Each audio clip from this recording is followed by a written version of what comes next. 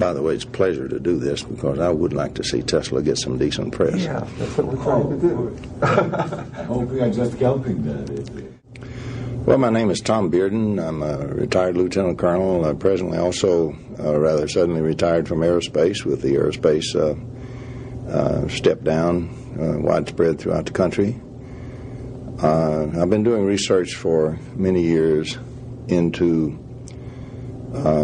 several areas, one on some of the work of Nikola Tesla, one on the area of trying to produce both a theory and some practical results for over-unity electrical machines, a small amount of work in anti-gravity, and then some medical applications, primarily in a new kind of electromagnetics.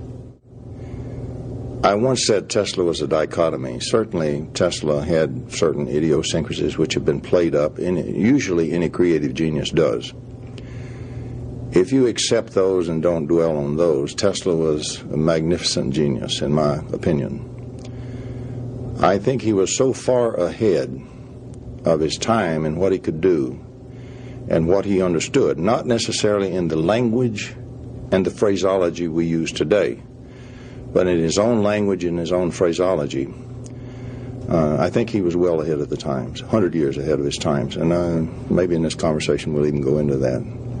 If Nikola Tesla, is what you said he is, why is he so relatively unknown to the general public? Through a whole series of events. Tesla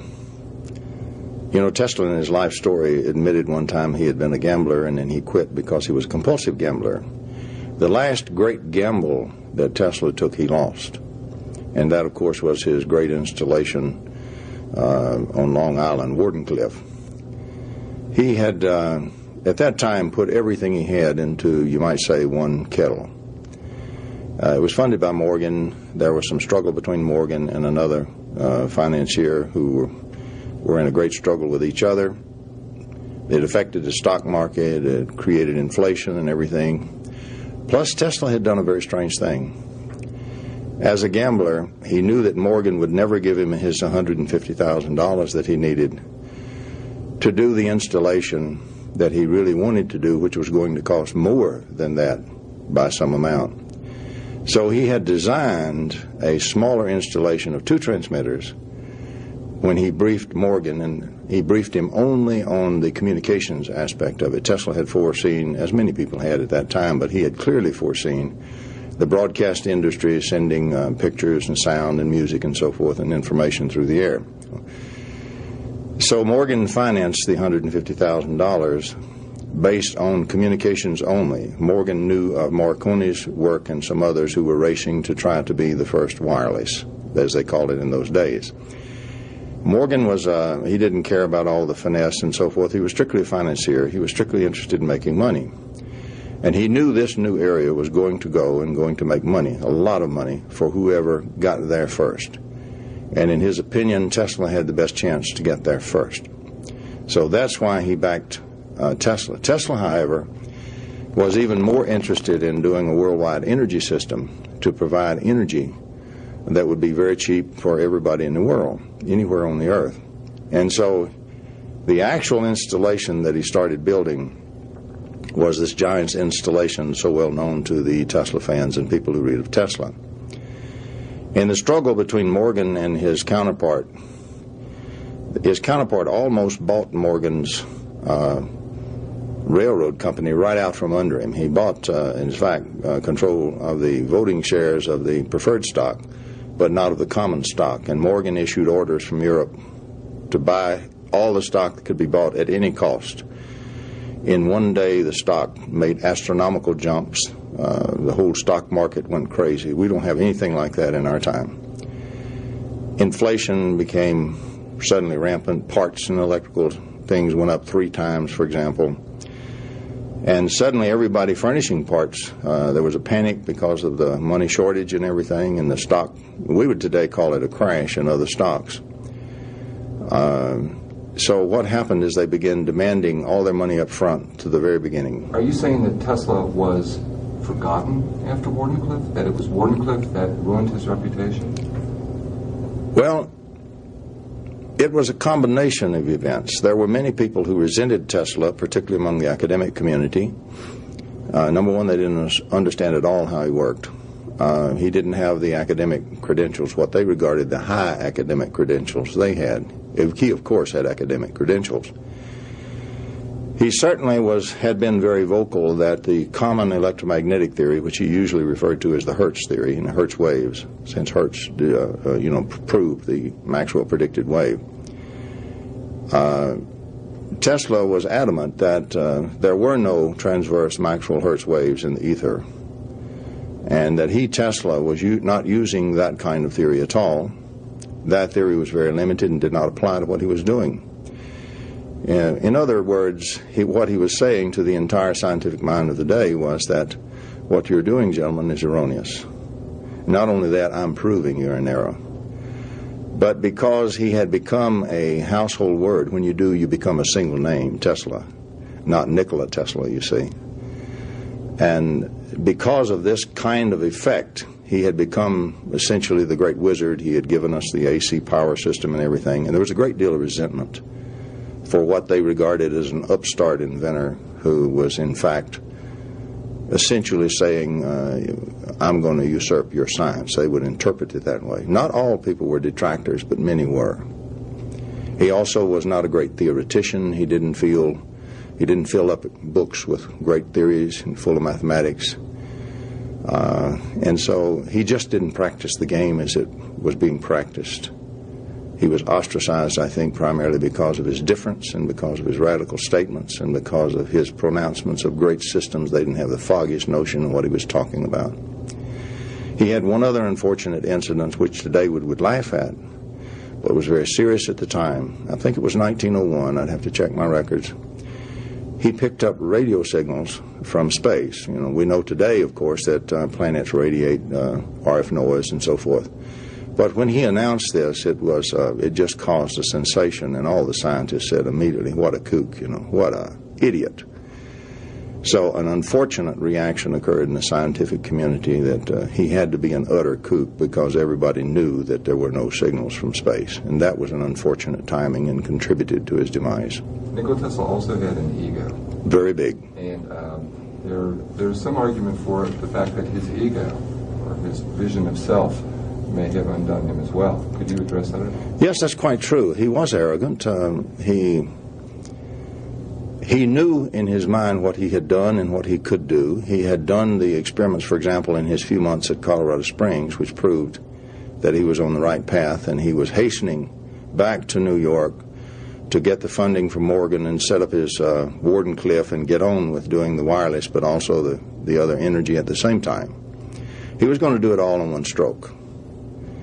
And when this panic came along and supplies went up, and finally he made the final fatal mistake. He briefed Morgan in desperation that what he was really about, because he thought Morgan would appreciate that. He simply did not understand a financier who's not interested in all of that, but what is it going to do to make me money? There's nothing wrong with that. I'm just saying that's the way Morgan approached it. At that point, Morgan also knew that Marconi was closing in on it and very close to transmitting wireless across the ocean, the Atlantic. So Morgan knew at that point, briefed on what yet had to be done and how much money Tesla needed and all that, he knew the game was lost from a communication viewpoint, that Marconi was going to be first. So at that point, Morgan, in his own mind, wrote it off as a bad investment gone sour. And one thing he did not do was throw good money after bad. A perfectly sound business decision today, we would say. So he simply wrote the project off. Tesla could never understand for some months thereafter what had happened, why he couldn't get the extra money. People began to quit work because he couldn't pay them. The suppliers wouldn't send him his supplies because he couldn't pay them up front. And the whole thing began to sort of grind to a halt. He did get the installation in operation, but he never succeeded at what he was doing. And by that time, Morgan was never going to finance him again. A combination of events then occurred within a few years of that to where suddenly things began to shift. The jealousy of the scientific community began to suggest that he was, after all, just a kook. Everybody knew that thing on Wardenclyffe was foolish. And so he became almost a non-person in the space of a very few years. Older man living in a hotel room, feeding the pigeons. With all his idiosyncrasies. He really did have idiosyncrasies. He had a morbid fear of germs. He would use something like 17 white napkins for a meal that he would have, and meticulously lay one aside once he made the first wipe with it to wipe his hands or whatever. He had a lot of idiosyncrasies, and of course his autocratic pronouncements, as you say, his ego also was there. He also had quite an ego, and so people just shuttled him aside and said, well, he's at best an egomaniac who's mistaken, and at worst he's just a lunatic. When they simply wrote out of the books what he had done. I focused in on the electromagnetics because early on in my work I also became disenchanted with the present electromagnetics model. To understand Tesla, you must take seriously, I think, his suggestion that the present electromagnetics model is seriously flawed. Nobody wants to take that seriously. Most of the people who approach Tesla use the conventional electromagnetics, and when they cannot explain what he was talking about, they say, therefore, the man was a kook. Now, suppose for a moment that he really was correct. Suppose there is something wrong with the classical electromagnetics. Of course, you can use the classical model to do the things we do, but it means there are many other things that can be done that we cannot do because we have excluded that part from our model and from our teaching and from our knowledge and from our instruments. Let's pursue that a moment. The original electromagnetics written by Maxwell himself was written in an algebra called quaternions. What we mean here is a higher topology algebra in which you can do things in this kind of expression of electromagnetics that you can't do in vectors or tensors.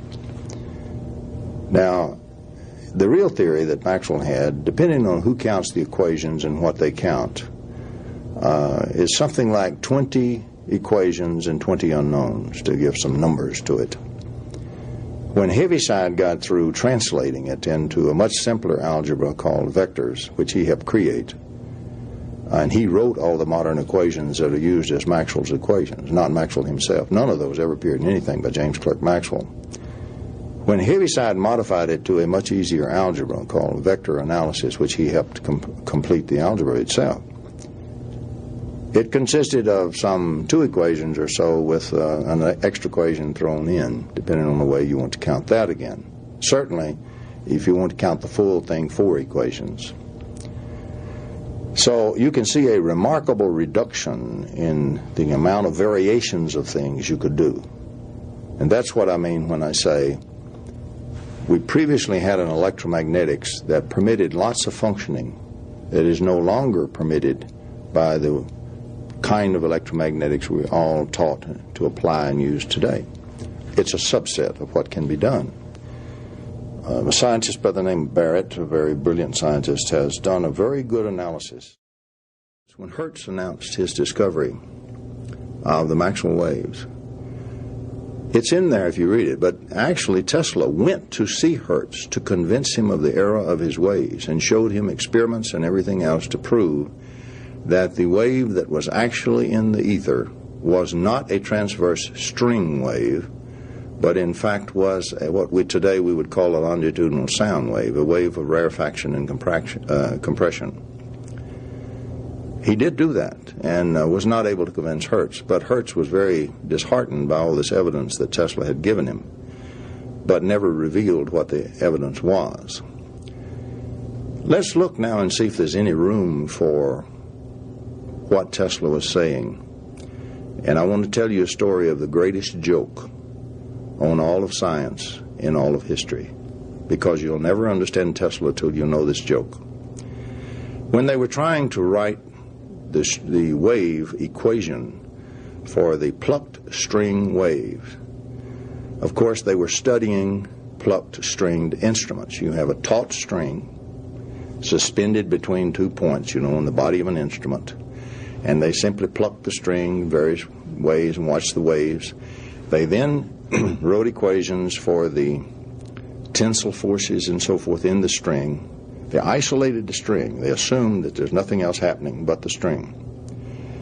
And using the forces, and they still teach the sophomore students to do it this way, they derived the string wave equation. First of all, there is no such thing as a tight string independently existing apart from a holder anywhere in the world. There never will be. There is, however, a tight string which has equal and opposite forces in the ends of the holder that's holding the string and creating the tension on the string. If you will apply the same approach and ask yourself the full question, what system was perturbed? It was not just the tight string. It was the tight string plus the body of the instrument.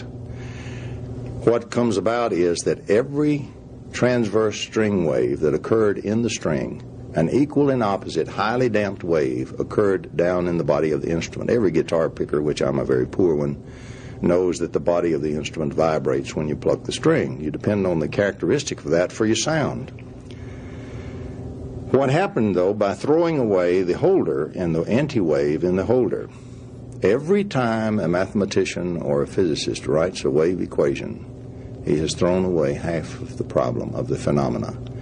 The anti-wave still exists, but he threw it somewhere, usually into a highly damped system, and ignores it. The way he gets by with that, at the end, where he has now described his reactions with the single wave equation, the transverse wave equation, the other wave reappears, and he says, oh, that's Newton's third law reaction force, because it's always equal and opposite. Well, Newton's third law is not a law, it's a description. It is not a mechanism for what causes something at all. If you add back in the wave that is missing, guess what you get? You get equal and opposite waves in the vacuum. These waves are in fact longitudinal waves. They are more sound-like, and Tesla was right, and all the textbooks in the world are wrong. And now let's turn that from talking sound, let's turn it to electromagnetics.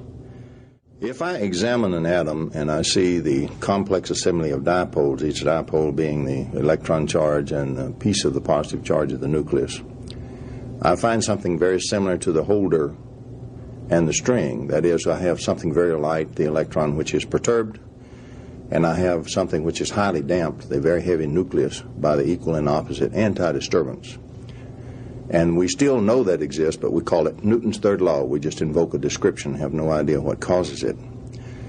But anyway, if the wave comes in from the vacuum and is intercepted by one of these dipoles, in addition to the disturbance, the string wave that we will see off of the electron end, we will have the anti-wave, the recoil forces, on the other end. And so always we get equal and opposite. We do get the opposite wave, and what came in from the vacuum had both. The separation between the two charges caused the separation of the two waves, just as the separation between the string and the body of the instrument caused the separation of the wave and anti-wave in the plucked string instrument. So we still have the same thing, and we still hold to the fact there is a longitudinal wave in the vacuum, not just a single transverse wave. Now let us see what happens when we launch a wave, now that we know that from an antenna.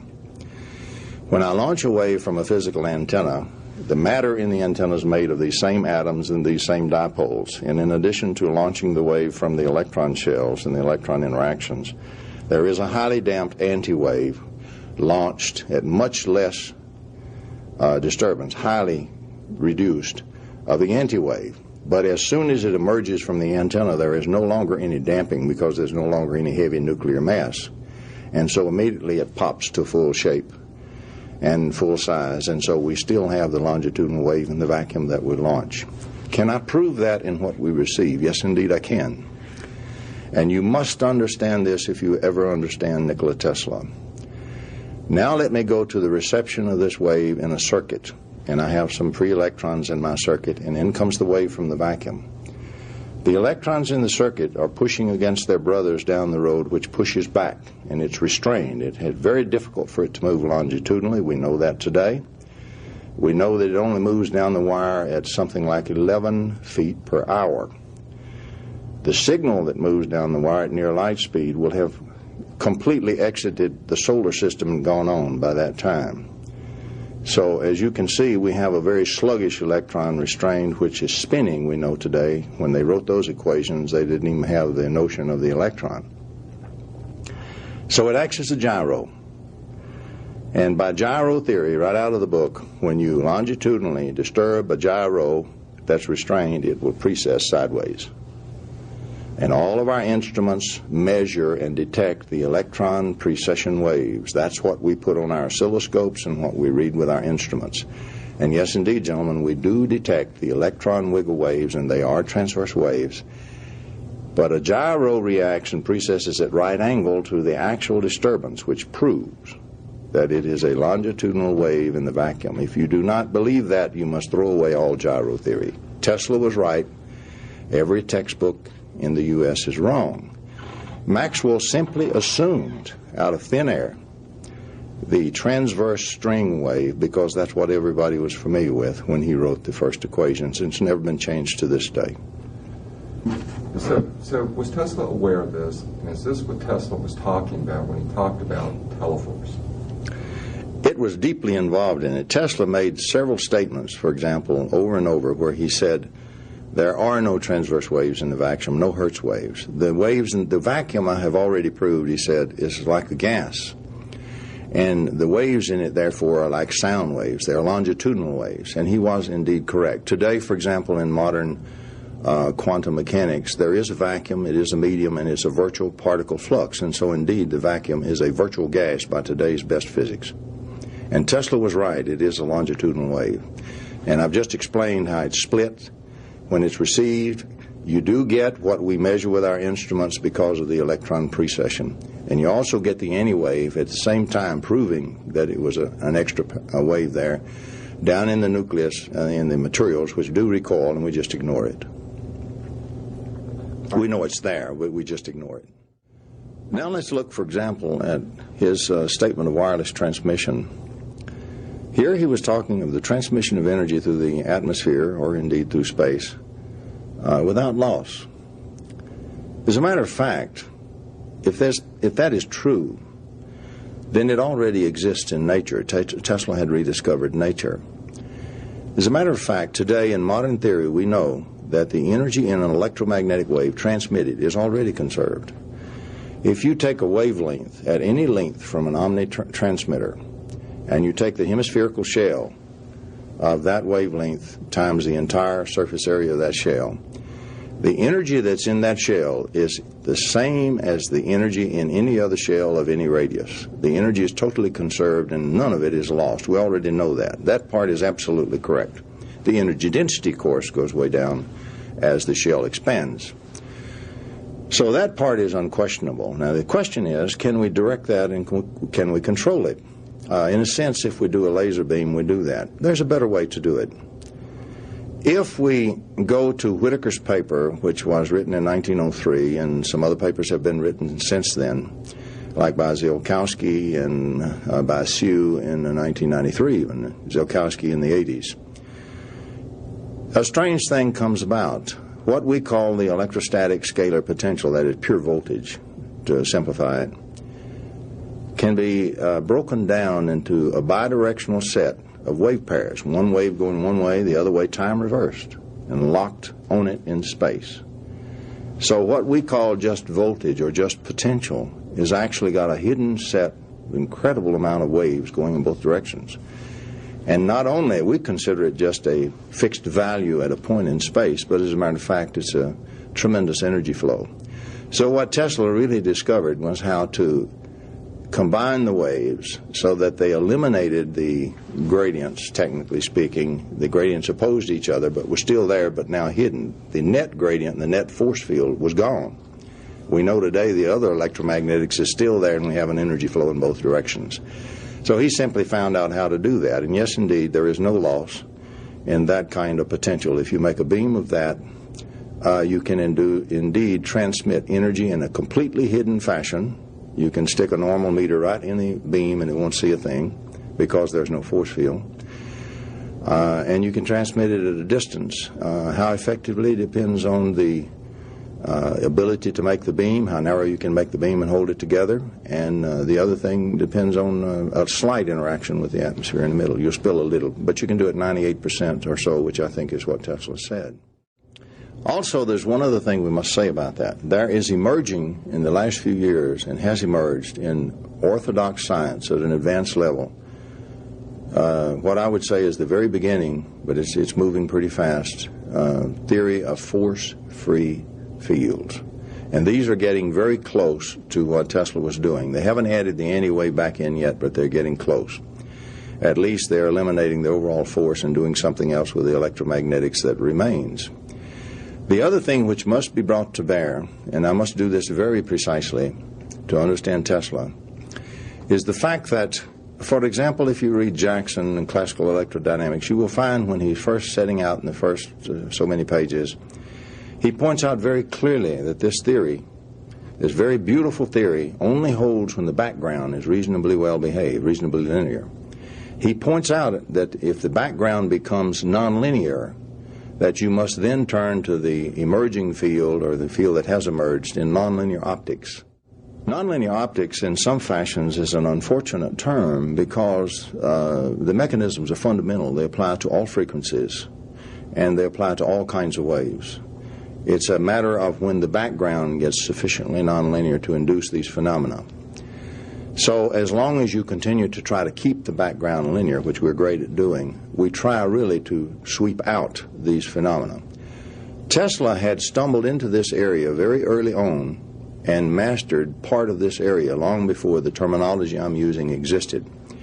He knew how to do, number one, what today we call phase conjugation. He knew how to do what we call pumped phase conjugation, and he even knew how to do what we call technically today, amongst very few people, self-targeting. So he had some tools at his fingertips which he could use on the lab bench and build equipment he worked on an enormous number of years on, which could do things that the normal electromagnetics cannot do. We do some of them today in nonlinear optics. Now let me talk about self-targeting so you can understand some of his transmission without loss. One of the problems we have, like for example in something like missile defense, if I have a spaceborne laser, let me say, and I have a rising enemy booster 10, 15,000 miles away, I've got a problem. I've got lots of power. I can put the laser beam onto the booster, but I must hold it on one particular spot, 15,000 miles away, on that exact spot, a long enough time called dwell time to burn through the casing and destroy the booster. So I have a problem. How do I hold this beam there and keep it from wandering around in the body of the booster? Well, it turns out you can do it very easily with a thing called self-targeting. Every signal that comes from there, if I phase conjugate and transmit a phase conjugate replica, it goes unerringly back to the spot, including it led it a little bit because the component of its motion was on the beam that came to me. And so if I continue to do that iteratively, I can hold the beam exactly on the booster and burn through it. So by self-targeting, I can hold a laser beam on a point. It doesn't have to be a booster, a defense, or anything. I can hold a beam of energy onto a point that I have at a distance. That's the main thing by self-targeting. And in my own opinion, I reached the opinion that Tesla, in his telegeodynamics, had discovered how to do that with the mechanical waves. First of all, he could transmit the full wave through the Earth, and he could cause the thing when it came back to be phase conjugated. Once he had a reflection from anywhere, he could narrow immediately into that point and put all his energy to that point. And today, there is a theoretical basis for it. I couldn't build such equipment, but I mean there's a theoretical way to go to do that. And apparently, according to his statements, that's my interpretation of what he was doing. He was doing iterative phase conjugation and therefore able to focus his energy, regardless of what kind of route it followed, to the exact point he wanted it to go to on the other side of the Earth. But now, was this theoretical or was this ever demonstrated? I believe he demonstrated it. For example, my personal opinion, and I certainly cannot prove this in a court of law, and I want to label it as a personal opinion. My personal opinion, because of certain time sequences of some of his statements and incidents which actually happened, I think as a last desperate measure while his installation at Long Island was still intact and still in operation, I believe he fired the electrical pulse of energy that blew down that forest in Siberia. Oliver Nicholson has done some very good work, for example, to look at the admittedly circumstantial evidence. We can't prove it at all. I just happen to hold to the thesis that it was his last-ditch effort to try to solve his problems that he'd lost with Morgan by focusing attention onto the absolute power that could be unleashed with this, and it failed. Nobody was interested. I was very curious about the time correlation between his installation still existing on Long Island, still in operation, and this Siberian particular blast and its characteristics, which it was not a nuclear weapon, it was not a meteorite. So in doing a little work on that, thanks to Oliver Nicholson, he sent me some very good information on that, and it's not the kind of thing you can ever say with any certainty happened, certainly not. But there is at least circumstantial evidence that he may have done that. In speaking of nuclear energy and Tesla's objection to it, and some of the things he had in mind with energy, it's pretty obvious that Tesla not only knew how, but advocated very strongly that you could do this electromagnetically, and you could do it cleanly and cheaply without all the nuclear residue and the nuclear waste and the long-term effects and this kind of thing. You know, it's tough to dispose of nuclear waste. Now, I have mixed feelings on this. For example, I am a nuclear engineer. I have a master's degree from Georgia Tech, but I'm not a practicing nuclear engineer, nor have I ever been. The Army really didn't see fit to let me do that. Nonetheless, I know a little bit about what they're about and so forth, and a nuclear power plant is not a great breakthrough in technology at all. It's a great heater. And what we really do, we use the nuclear reactions to produce heat, and we either boil water and make steam, or we just use the hot water. And then it's the heat energy that we must convert to provide our electric power. Now, the demand for electric power is great enough. It's a big enough problem, as everybody is aware.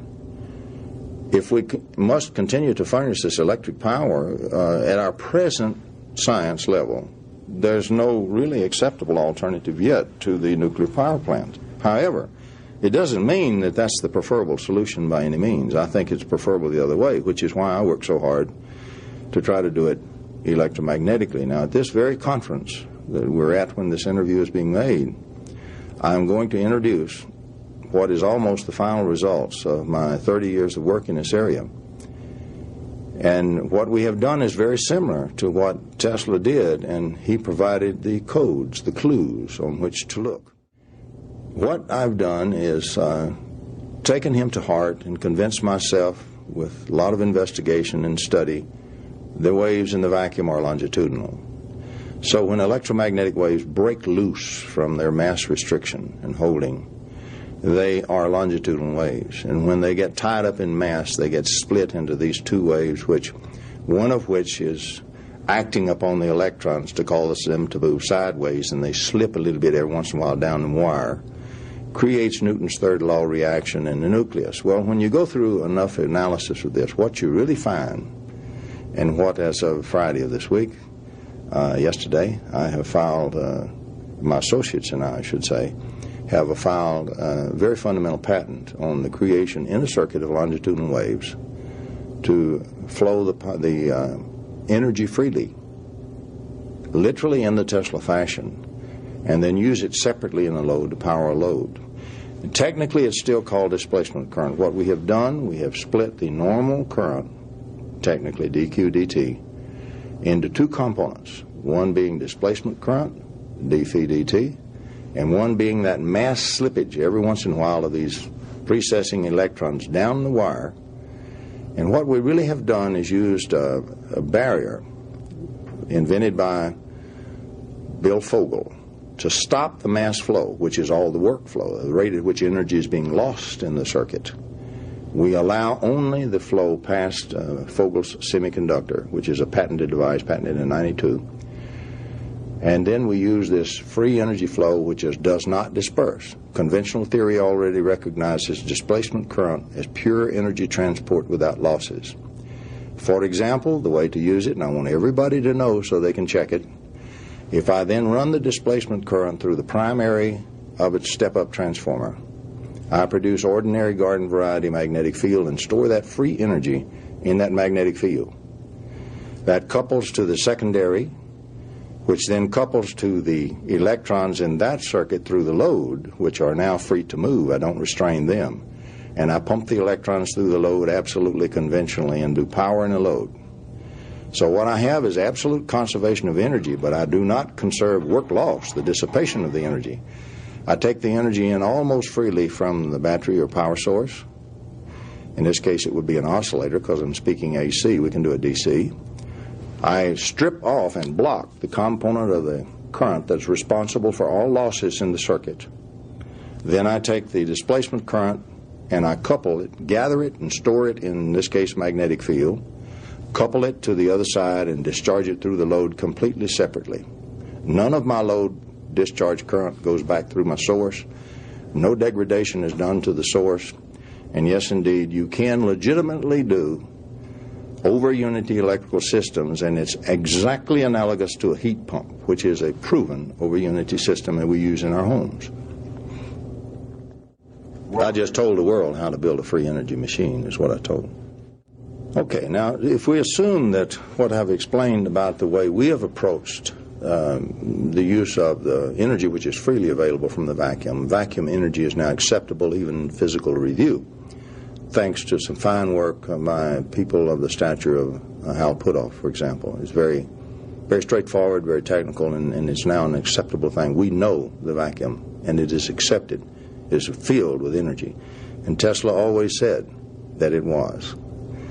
So once again, Tesla has been vindicated by modern quantum mechanics after all of these years.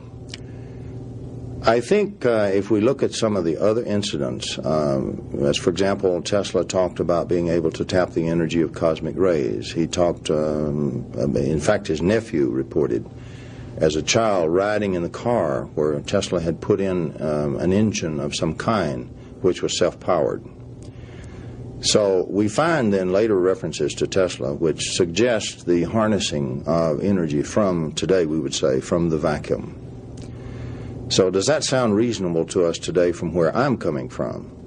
Yes, indeed, because that's exactly what we have done. We take it in the potential across the source. We simply use the hidden wave flow from the Whittaker stuff. We want to extract that and use it in this displacement current form while it's still energy flow and none of it's being lost. We do not wish to make work until we store it up and discharge it in the load separately. We do it just like a heat pump.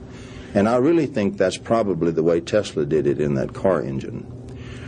He also knew there was enormous energy in what was called cosmic rays, and he connected that with the whole idea of the energetic vacuum, we would say today. And I think that's just one of the ways he referred to it. For example, we know from T. Henry Moray's work that he was inspired by Tesla's statement that the energy of the ether itself was literally filled with rivers of energy free for the taking. It inspired him in his great undertaking. Today the fashion is to sweep that aside and say, well, you know, I know what he was doing. Tesla just didn't know. You know, he was using this stuff that I know all about. And so I talk about the Earth ionospheric wave guide and resonance, and that's not what he was doing at all. You can't do free energy for the whole world with Earth ionospheric resonance. It isn't going to happen. We know about that, you know, it isn't going to happen. You know, another area that often occurs in discussions of Tesla is the notion of weaponization of Tesla's true work that's relatively unknown to modern science, but could probably be known to some very sharp people that looked into it because they wanted to make weapons. Tesla certainly spoke of a very large series of very powerful weapons. I think that's a reasonable thing, and let's approach it this way. Certainly I'm on record as saying the weapons exist and that several nations have weaponized them. Let me explain a little bit about what I'm talking about and a little bit key points where you might look. We know for a fact that, for example, T. Henry Moray with his power supply was visited by the Russians, and we know that the Russians tried to, in fact, take it. They even tried to kidnap T. Henry Moray. And so we know that the Russians very early on were interested in things like free energy right out of the vacuum, and they were interested in weapons. There are even reports that they contacted Tesla, and I'm sure they would have. He certainly had plenty of headlines. So if we have that then as a starting point, we have a situation where in the late 30s particularly, and just prior to World War II, there was at least some kind of interest in contact. We know in the case of T. Henry Moore, they very probably got the exact blueprints for how to build the device. Maybe a couple things missing in here and there, but a really good lab could have eventually put it together from there. Then comes along World War II, the big interruption for everyone. Okay, at that time, after World War II, we have a very strange situation which exists now. First thing that exists, we have suddenly thrust upon the world scene the atomic bomb. If we had not done so, we would have had a bloodbath when we tried to invade Japan. So many lives were saved by the use of the atomic bomb, and I am not an atomic bomb apologist. Many people who are here today would not be here if their fathers had been killed by the invasion of Japan, and depending on who you believe, the casualties would have been about 1 million on our side alone. Anyway, we arrived at this state in the world where now there's a very powerful weapon which suddenly frustrates one of the things that Stalin has planned to do. Stalin, of course, had a spy in the atomic bomb project. He knew we were getting ready, so it wasn't a big surprise to him at Potsdam when Truman told him that we had just exploded the first atomic bomb. But he had been planning after Europe, after the European War and everything wound down, he would hold his armies for about 2 years. We always beat our swords back into plowshares and go home. Historically, it's the last war, never going to be another one. And unfortunately, human nature doesn't change, and so there is another one. And Stalin, in about 2 years, would keep all his armies intact and simply take over Europe in about 6 weeks. That was his plan. However, now he couldn't do that, because if he massed his forces, we would have bombed him back into the Stone Age. So he had a problem. There is at least reason to believe that Stalin called in his scientific heads when he got back from Potsdam and really laid the law down to them. He said, the destiny of communism has been frustrated by this great new American development. That isn't going to be the last great breakthrough, but I tell you, gentlemen, one thing, the next one is going to be Soviet.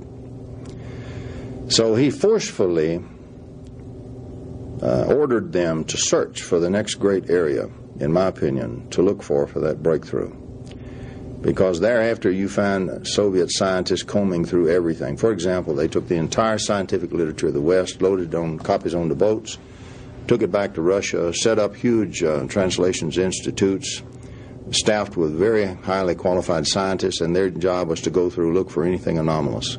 The anomalies they laid aside, then they went through them with a fine-tooth comb and to see what looked promising. And of course they would have found such things. We've never done anything like that. They would have found such things as the Whitaker Papers, a lot of marvelous things I haven't even found yet that's in the literature that nobody's ever paid any attention to. So my thesis is that that's what happened. They started into this area for building a new superweapon immediately after World War II. Certainly they would have resurrected this Moray stuff they had gotten out of T. Henry Moray's lab through their agent. They would have probably resurrected other things I don't even know about. That's just conjecture, but probably so. At any rate, they did start such a program. The Russians have always been the greatest nonlinear mathematicians in the world. They were at the beginning, they are to this day.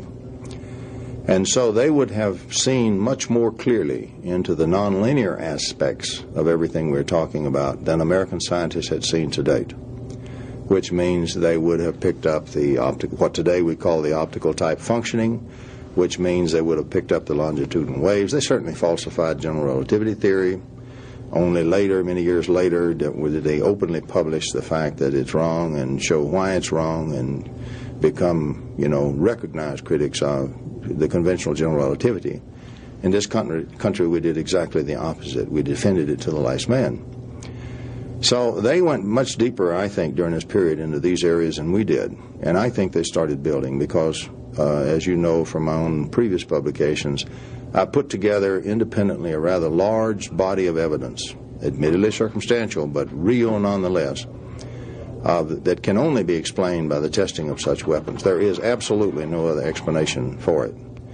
Now, I could be wrong on one incident, but 200 of exactly the same kind, I think not. So the evidence is overwhelming, and you even hear now their own leaders, like Zhirinovsky recently has referred to these weapons as the ellipton weapons. There is no question today that the Soviet Union has these weapons. And if what I put together is correct, and I'm absolutely convinced it is, 3 other nations of the world also developed those weapons and resoundingly checked the Soviet Union. The other 3 are friendly to the United States, not hostile. And I think that played one great part in the fall of the Soviet Empire, because their original target date, as I brought out, had been 85, to achieve the freedom to move and do what they wished in the world in 1985, and they met the schedule, as I've adequately reported. But once checked, then we have a very strange situation. Now communism falls because of its financial shortcomings, and they just flat can't keep it glued together anymore.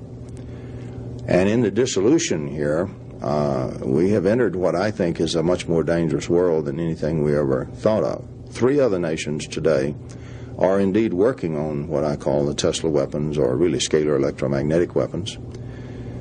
And these nations are not really friendly to the U.S. at all. So it's a much more dangerous world that has emerged. The nuclear control that was executed by the Soviet Union is now probably been diluted. You can hire, if you're careful, you can hire some Soviet scientists right off the project. Many nations today are developing nuclear weapons, and they don't have to go through the pain we did. They're hiring people who already know how to do that and have done so. So very shortly, you will see emerging throughout the so-called Third World, as it's so loosely referred to, you will see nuclear weapons. You will see the extended Scud, for example, being developed in North Korea, aided by the Chinese, and is being expropriated to the Mideast. And in my opinion, you will see a nuclear and biological warfare in the Middle East in 3 or 4 years, somewhere on that time range. I could be off a year or 2, but it isn't going to be forever. So to me, it's a much more dangerous world that we live in, particularly if we see the advent, in addition to the nukes and the biological warfare, which is certainly frightening enough, if we see the advent of several other nations now possessing weapons of the ilk and power spoken of, although at a little bit obliquely, by Nikola Tesla. I would like to explain the basis for the weapons, because it's open. If you take the 2 papers by Whitaker that I'm so fond of quoting in all my stuff, you will find that the first one tells you, if you do it in reverse, tells you how to make, if you wish, a scalar beam by simply assembling the necessary wave set. The second paper will tell you that if you then take 2 such scalar beams, actually hidden multi-waves, and interfere them at a distance, yes, scalar interferometry really exists. It's just really multiple wave interferometry when you understand the wave sets. What will occur at a distance will be the reappearance of the electromagnetic gradients, which we call force fields. In other words, you'll create the electromagnetics at a distance. If you bias your ground potential of your transmitters higher than the distant focal point, what we call energy, heat energy, exhaustion of energy, which should be called work, heat energy will emerge in the other area and scatter at that area. Energy will go in here and scatters work out the other end. It's just like you had a direct pipeline at a distance. Is this indicative of Tesla? Of course. If you bias your projectors the other way, the energy flows in the other direction. In other words, you extract energy from out there, and the energy, you have to do something to collect and dissipate the heat back at the transmitter end. Every transmitter is now a 2-way transmitter of energy. I can make it go in one direction by biasing or go in the other at will. The weapon implications of that alone are extremely frightening and extremely powerful, and now several nations are involved in developing it right straightforward to the hilt. Very shortly, we will have an even more frightening world emerging.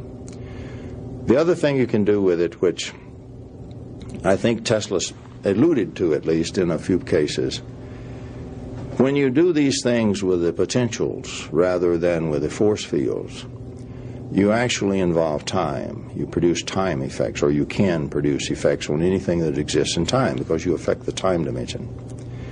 When you do this, you can affect thought, and you can affect human beings where they live, because thought occurs in time. It occupies time. It's just not spatial, but it is time-like.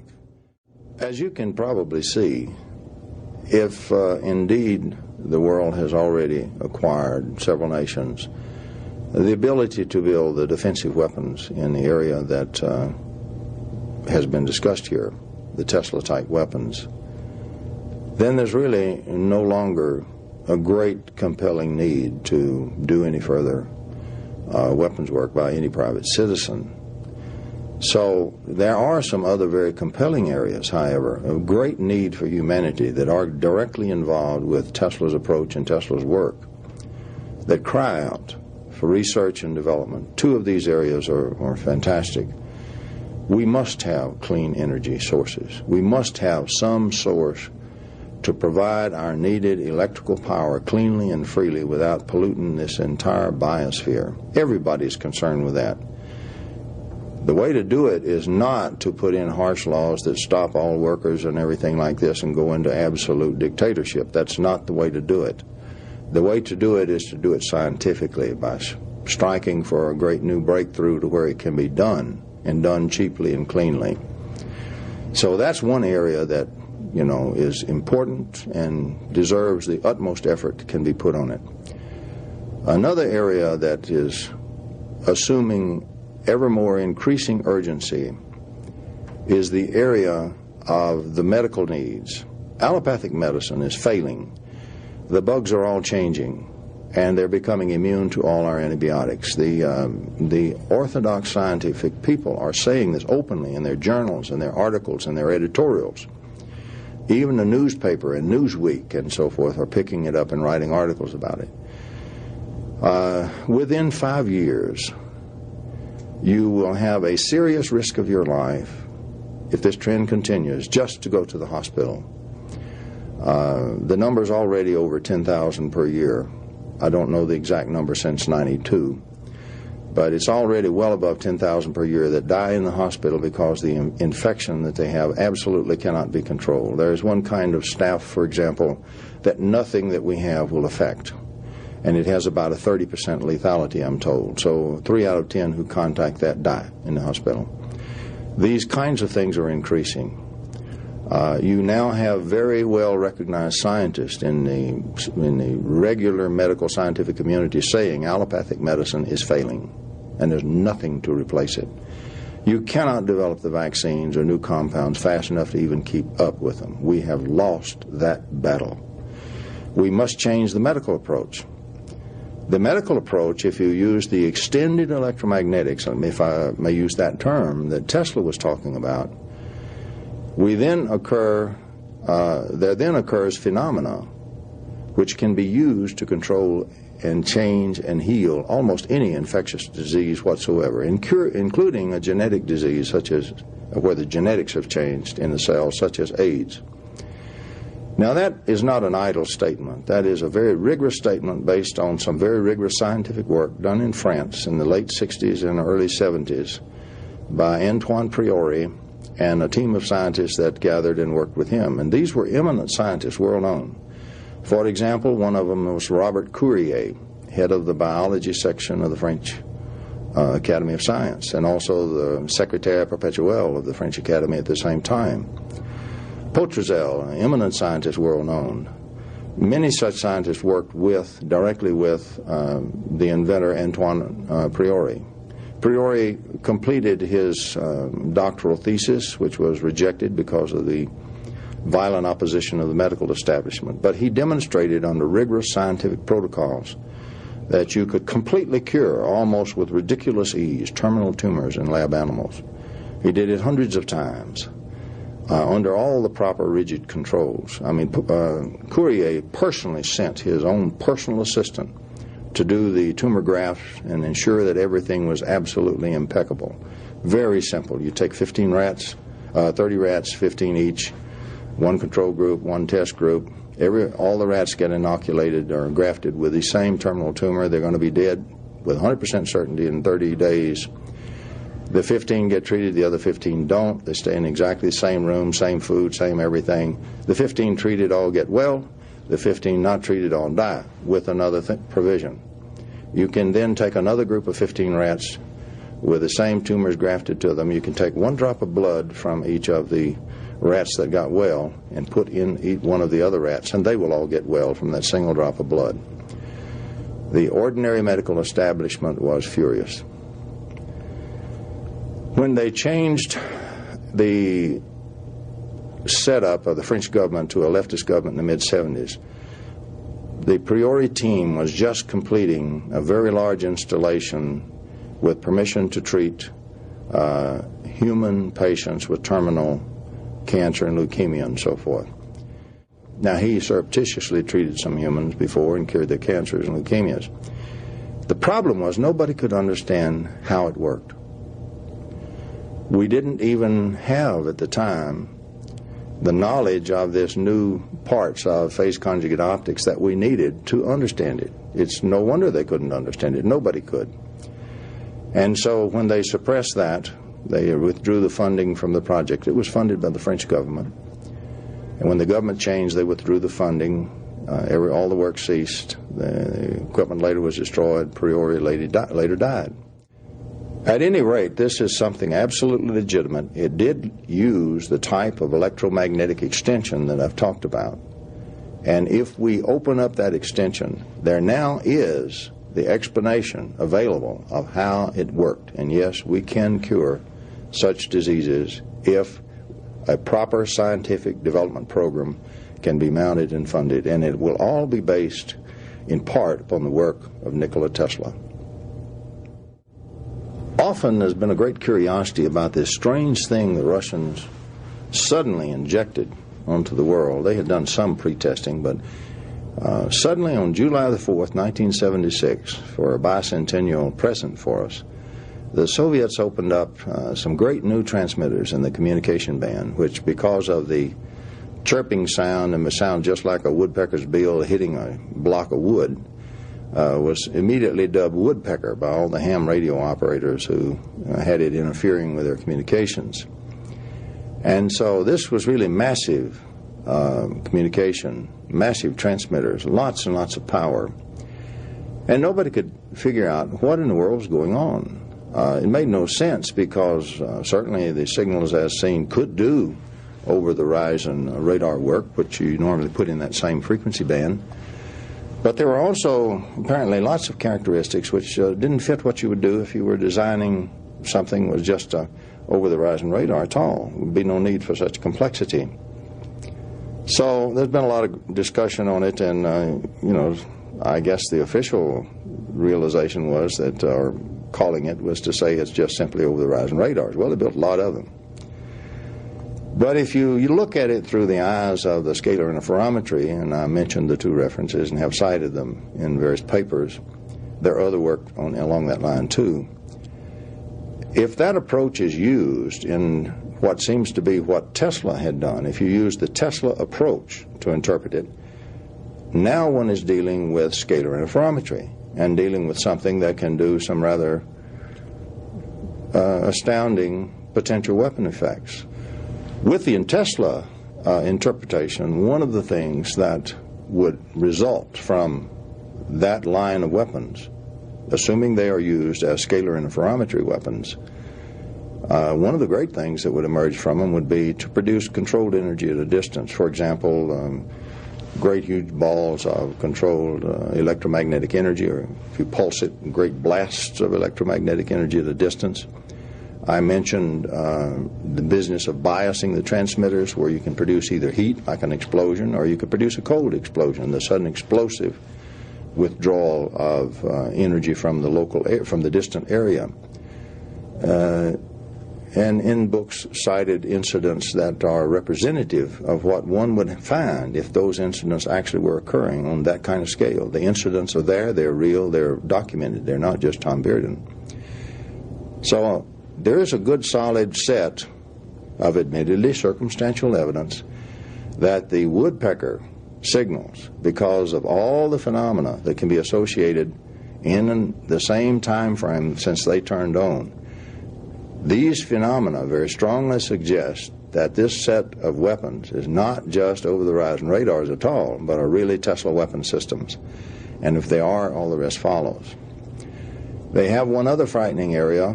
If this thesis is true, that is almost mind-boggling.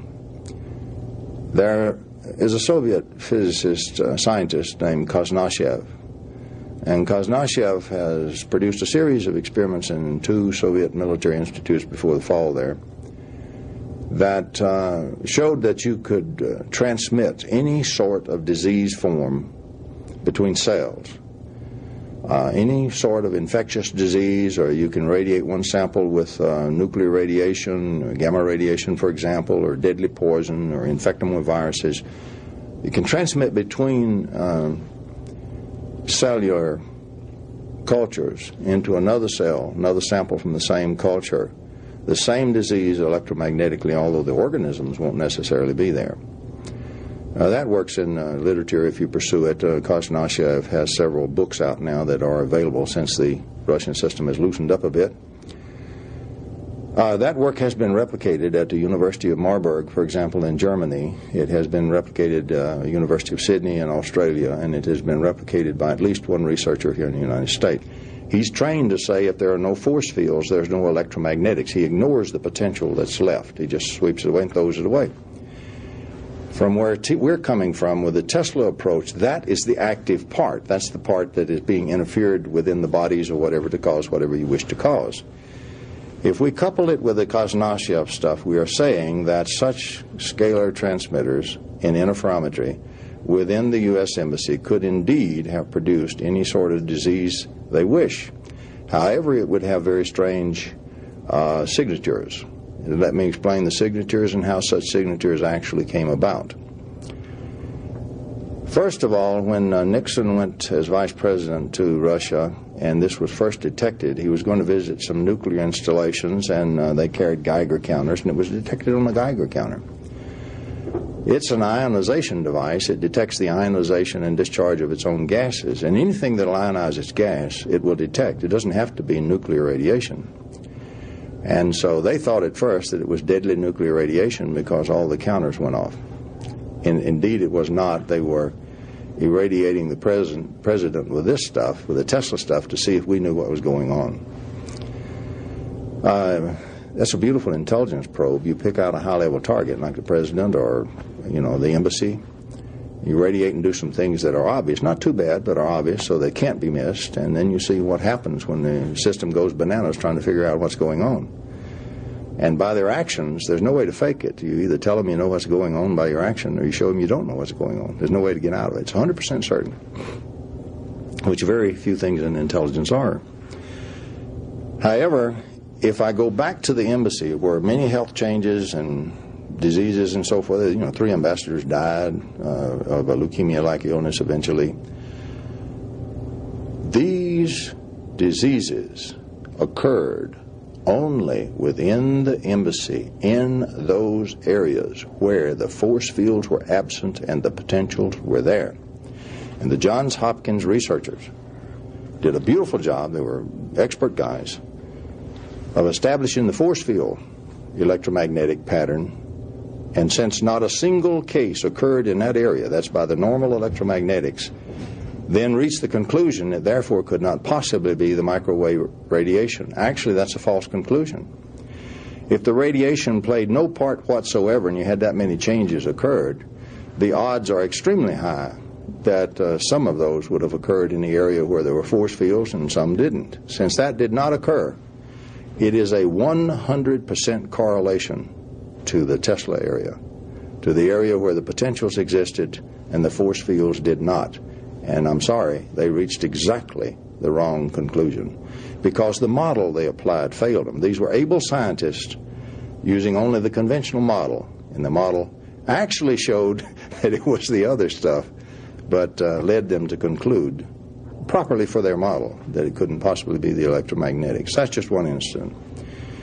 So the woodpecker then would be able to apply because of so many signals. The scalar stuff we might not even see with our normal detectors, but yet it could do exactly the same thing, for example, in the United States alone. Now, what does that imply? If we are not too far out into left field here, if there's really a ground as I've tried to describe here, if there really is a theoretical ground here for the use of those weapons in a Tesla mode, and the use of the Kazanashiev knowledge and experimental results in here, apparently confirmed by what happened in the U.S. Embassy, then those radiators, which are active to this day, not in the conventional sense, you got to have a different detector, those radiators could conceivably create within a mass population almost the instantaneous spread of mass diseases of all kind. They would be anomalous. You'd be dying, for example, of bubonic plague, and you wouldn't have the organism. But it represents, if that part is true, it represents a biological weapon of incredible implications for population warfare. I hope to God I'm wrong. I don't think I am. One of the questions for anybody who tries to take the Tesla view and tries to do it anywhere halfway scientifically, one of the questions that certainly comes out of all this other work on what kind of possible weapons could have been built and what possible uses and demonstrations have been made, the question emerges, well, what about warfare in the future? Well, what I can do is give you my opinion and leave it up to each person to evaluate that as they see fit. We have certain trends, however, that certainly are possible. We see with certainty other nations developing nuclear weapons. Shortly, almost everybody that wants to have a nuclear weapon and is a nation of any little size at all is going to have one. I would characterize that by the fact that weapons of mass destruction have now passed out of chess-playing hands, in other words, logical hands, into some hands which are irrational. And to me, that's a much more dangerous world. There is another thing. Suppose, the fear all analysts have is the suitcase delivery system. You simply slip in the weapon parts and assemble it, say, in New York City or Chicago or someplace. And perhaps the next time the U.S. decides to intervene somewhere in the Middle East or somewhere, the terrorists then blow several of these weapons. Incredible damage to the United States. This would suggest an area where not only have the great nations been involved in strategic deterrence, if I might use that term, which is now falling out of fashion, but all the small nations, or a lot of them, will be able to provide a very positive strategic deterrence to even great nations by the threat of nuclear warfare, clandestine warfare as I described, or biological weapons which are cheap and everybody can have and build. It is certainly a much more dangerous weapon that has emerged, world that has emerged, and the weapon spread now is just, it's seeping out just like a torrent. There's no stopping it in these kinds of weapons. One doesn't know what will be the future in the slow leakage that seems to be going on in the Tesla weapons. Certainly, it simply adds to the pile at the very best for us, the threat. And at the worst, it adds an impossible threat. So the world is facing a set of dangerous possibilities, dangerous threats to us all, to everybody, to every man, woman, and child, because the civilian population is no longer immune or even exempted from these kinds of things. We're facing a world of possibility of multiple nations, multiple kinds of irrational groups being able to apply enormous weapons of enormous implications to even the civilian population. Our military, for example, is facing a situation where, with a lot of development in biological warfare, if suddenly new agents that you have no knowledge of whatsoever are thrust upon you, you have no antidotes, you have no effective methods of treatment, and these are fairly rapidly acting agents. Let's say they kill in 2 days. Rapid infection, I'm just taking an example. You couldn't possibly come up with anything to do anything with the normal stuff during that time. The only alternative will be the extended electromagnetic treatment, because then you could treat it without identifying the agent and cure it before it even came out in illness in your troops. Otherwise, even your military forces face decimation by sudden unknown agents which they are unable to counter. So surprise attack becomes an ever more dangerous thing in a lot more dangerous hands. The world is much more dangerous today. For a much more positive application of, shall I say, Tesla's extension to electromagnetics that he was using, though not technically describing so well, something that's much more beneficial, or can be, to mankind, humankind, rather than destructive means, one should focus on the imminent advent of practical over-unity electromagnetic devices. These are devices which can be closed-loop to run themselves and produce useful power in the load. For one impact which is highly beneficial, it's obvious to the most casual observer that the use of such systems, where the power to run it is actually extracted from the vacuum itself, if carefully used, there will be no damage to the biosphere, and we will certainly eliminate an incredible amount gradually. It won't happen overnight, but we will gradually eliminate an incredible amount of burning of fossil fuels. There's still a need for all the fossil fuels, only not as fuel. The chemical needs alone for medicines and materials and so forth to benefit mankind are enormous. But certainly we will stop all the exhausts and pollutants from the burning of those fuels from entering the atmosphere. It just won't be happening anymore to the extent it is now on any scale. It will allow us to take funds, for example, on something like into what I like to think could be a more sane world, and a much more protective of the environment, of our children and of our children's children. Now, in all candor, I must add one danger if unrestrictedly used. When you produce excess energy of this type from the vacuum, right in the vacuum in a local area, if you produce a very large amount, particularly if you do it very suddenly, in that region you have a curvature of local space-time. And there can be biological effects from that we are presently not quite capable of fully explaining or knowing. There's going to have to be some careful incorporation of the devices so that we use care, we do not inflict any kind of damage on anybody or anything like that.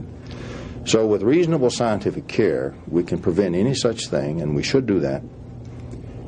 We should incorporate such systems into our normal utility transmissions across the lines. The lines are there, the maintenance of them is already there, the facilities are already there, they're already connected to the homes.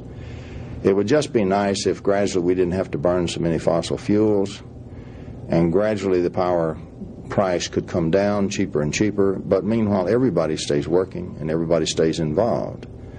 But what we really wish to eliminate is, say, an older person in New York City, cold in the winter, very limited income, can't pay the utility bill very well, so has to keep the power down, freezing, eating dog food. We must do better than that, and we can. And the Tesla technology will allow us to do better than that. So it must be done.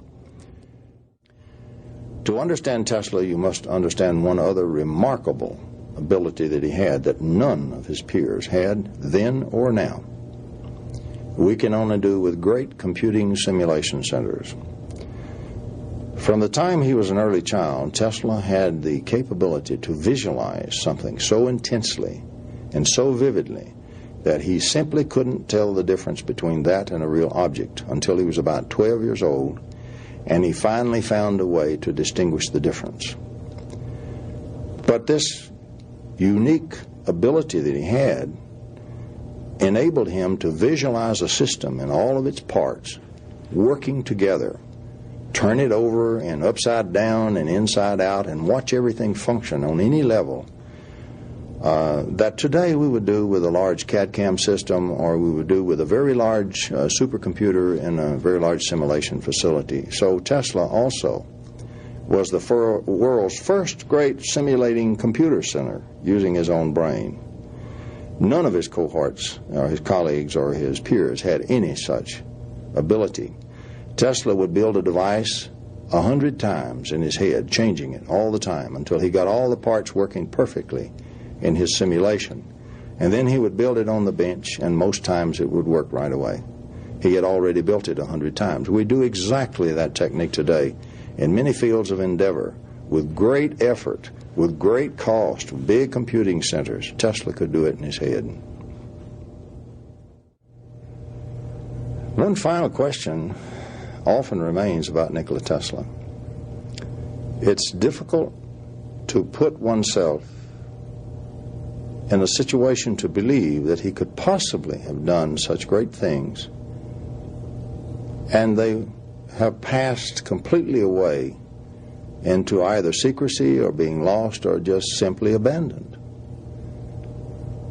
So a puzzling question remains. How on earth could this happen? Suppose it's true. How could it happen? Actually, it's not too difficult to understand how, but it takes a bit of background and appreciation for the times. First of all, put yourself in Tesla's day. When we're talking about installation on Long Island, it hasn't been very long since Custer's last stand. We're talking about just prior to Marconi's transmission of signals across the Atlantic. We're talking about a time when only recently, in just at the end of the 1880s and the early 1890s, has electromagnetics abandoned the quaternion theory and gone to the vector theory of Oliver Heaviside, largely, and with some contribution by Hertz and Gibbs. There are only, at the time, prior to the turn of the century, possibly about 40 scientists in the world who really understand electromagnetics at the top level. There are more than that who are, we might say, followers, but the shapers, there's only about no such thing as big government science. There are no large government organizations funding science anywhere. A scientist was relatively a poor person. You know, he wasn't impoverished, but he certainly had no income like a businessman. There was no place to get grants or to get funding for research. All science is patronized. Somebody has to pay the freight. And many of the avenues we are familiar with today, most of them, simply did not exist. The only way that a scientist, or call him an inventor such as Tesla, could in fact even dream of supporting himself, he had to, number one, discover the thing. He had to keep it very, very secret and patent it. He had to keep it secret until his patent actually was issued. Some money. A scientist at a university who received a $2,000 grant from an industrialist was in great shape. Think of the economics of the time. An average person might make $500 a year. When we speak of $150,000, an enormous sum of money in that time. But we're speaking of a time when there's still not many checks and balances on the great capitalists. Literally, they buy the politicians at will. The control of financial power had little opposition in the courts or anything else. It was so bad at the time that there was a violent labor movement going on against the very same industrialists who kept manipulating the stock market and causing it to change and causing inflation and terribly hurting everybody. Anarchy was even a serious threat because of the belief that all government was evil, prevailing in the laboring class. An anarchist even assassinated the president while Lincoln is working on while Tesla is working on Long Island. So one must appreciate the tenor of the times. Also, one must appreciate the communication industry. There were very few telephones. The telegraph, which wasn't widespread, but the telegraph existed, that was the main route of communication, and newspapers. Books to some extent. The journals were all pretty well controlled, most of them, by the scientific community, who was already, very much jealous of Tesla. So you don't publish in the real scientific journals. You have to publish in something like what today would call Scientific American, like Electrical Experimenter or something. And many of the publications were letter to the editor. So an inventor or a person trying to make a living in science as an independent person had a terrible job and a terrible task. There was a great secrecy clamp on him just because of the situation and tenor of the times. This accounted really to a large degree for Tesla's secrecy. Most other inventors who had not yet become highly successful or whatever were also very secret, or who still needed large funding. So secrets and secretiveness was the order of the day. Only when you put it in this background can you understand then how easy it is to suppress. It's not printed in the newspaper. It's his single exposition of receiving signals from outer space caused most of the news media to simply swing over and go against him. The very news media who had simply made him a star, so to speak, before, now couldn't get enough to get on him and continue to hound him and call him every name in the books. And so from that single remark, a great drastic shift in the labeling of Nikola Tesla came about. Science itself is unforgiving. There's many histories of scientists' persecution of other scientists with whom they disagreed. The system is very prone to either destroy, condemn, or bury any scientist who seriously disagrees with it to this day. Well documented. We could make another documentary movie on just that. However, here was a preeminent example of a disagreement with the current scientific control. And the scientific control was adamant that he get wiped out of the books and he get labeled a lunatic, and that's exactly what happened. He wound up with his name, Tesla, attached to a coil, and one unit of measurement named after his name. And as far as the scientist was concerned, that was enough. He didn't deserve anything else, most of them. So the scientific community rejected him. After Morgan turned his back, the financial community rejected him. Here was a loner then again, absolute loner. What was he to do? Exactly what he did: retire to his hotel room and feed the pigeons and think grand dreams, live on a small pittance which kept life and limb together from his native Yugoslavia, and once a year have a press conference where he spoke of all the grand things that he thought of and he wished to have happened.